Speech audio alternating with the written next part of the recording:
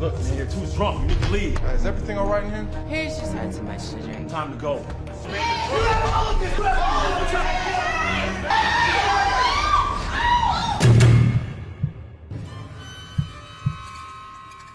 Someone call 911. No. Shut up! He needs to go to the hospital. I'm not stupid, Colin. He's already dead. How many people do you have in there? 8, including myself. Because I'm coming in there. I don't give a damn who's in there, brother or not. Do not screw this up. I understand, sir. What's up, YouTube? It's your boy, it's your homie, FuturisticMike, and I'm back with another movie review if you're new. If you're a fan of movie reviews, if you love movie reviews, hit the like on this video. If you're new to my channel and this is the first time you're finding me, subscribe and turn on those post notifications so when I post movie reviews, you get them.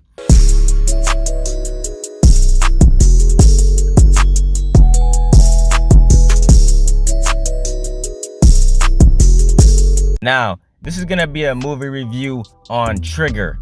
It's an independent film produced by Stokes Production Company, Footage Films. This film is on BET Plus, so you can watch it on there. If you guys don't have a subscription with BET Plus, you can get it. You know, they got a lot of different things on there. They got Tyler Perry's House of Pain. They got Tyler Perry's Meet the Browns. They got this movie, Trigger, and a whole bunch of other movies. They got a whole bunch of good stuff on BET Plus. You know, it's just like Hulu or Netflix or whatever. Go ahead, sign up for a subscription and watch this movie because this movie is really good. I think it came out like a couple days ago on October 22nd or something like that. But it definitely was worth the watch. You know, this movie was a little shorter than most movies. It was like an hour and I want to say 12 minutes or something. But it was definitely worth the watch. It had a lot of people in it that I'm familiar with. You know, it had Flex Alexander. I know you guys might know him from many movies. It had Oba Babatunde. I know you guys probably know him from a lot of movies too. He's also in some TV shows and he's in SWAT as well. He plays Shamar Moore's father on SWAT. That's a really good show. It also has Wesley Jonathan. I know you guys know him from Roll Bounce and he's also in many other films. And then it has Jeremy Meeks. And if you guys don't know who Jeremy Meeks is, this is the guy who literally became famous off of a mugshot. He got in trouble, you know, he's a convicted felon, and his mugshot was going all over online, and he literally blew up off of it. People were saying how he was so good looking and all types of stuff like that. You know, it was trending. People were sharing the mugshot, you know, posting it on Facebook, Twitter, or wherever else, and he got famous off of it. And I can't believe he actually got famous off of it, but to be honest, he's actually not a bad actor at all. He did pretty well in this movie.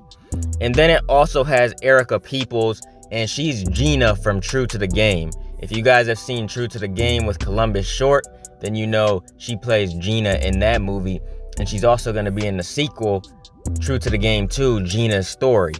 But the description to this movie, Trigger, reads, Colin escaped the hood and found his wife and fortune. His brother Trey is paroled from a murder charge and comes to stay with him. After a disastrous accident, Trey holds Colin and friends hostage, vowing he is never going back to prison. So it's pretty self-explanatory. If you read the description, then you get a gist of what this movie is about. It's exactly what the description says. Wesley Jonathan's character has everything. He just got a new job. He has a beautiful wife. And then here comes a knock at the door. And it's Trey, Jeremy Meeks. You know, he's coming to his brother's house after so long of being locked up. He just got out of prison and he needs somewhere to stay because, you know, usually when somebody gets out of prison, they're not going to have anywhere to go. They're not going to have any money or whatever. And since this is his brother, he figured that he would look out. And of course, Wesley Jonathan's character, you know, he did look out. He told him he could stay there or whatever.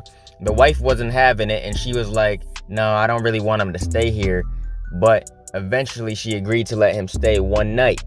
And then the next morning came and the two brothers were talking to each other about what he's gonna do. And he promised him that he would give him some money, but the bank wasn't open because it was Sunday. So he has to wait until Monday to go to the bank and give him some money. So he begged his wife to let his brother Trey stay one more night. So she agreed to it again because the banks weren't open. There was nothing they could do. And then they ended up having a party.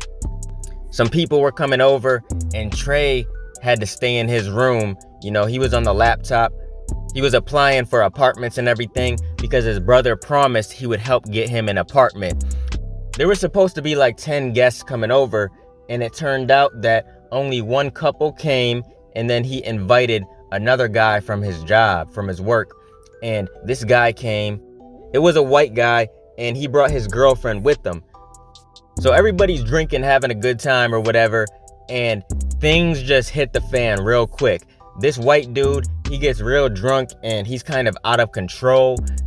And Wesley Jonathan is telling him that he has to get out, and he's not trying to listen.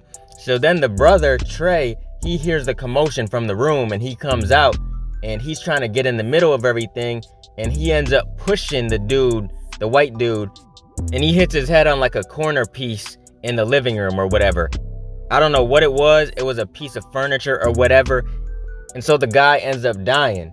So nobody knew what to do, especially Trey, you know, because he's already been to prison before. So he didn't want to go back to prison, and he holds them hostage. He has a gun. He pulls it out. He says, nobody's going nowhere. We're going to figure this out.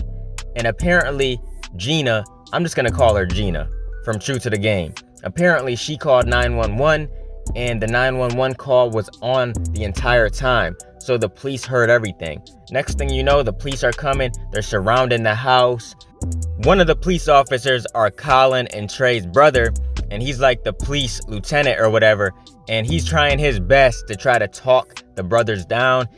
He's trying his best to make this end in the best way possible.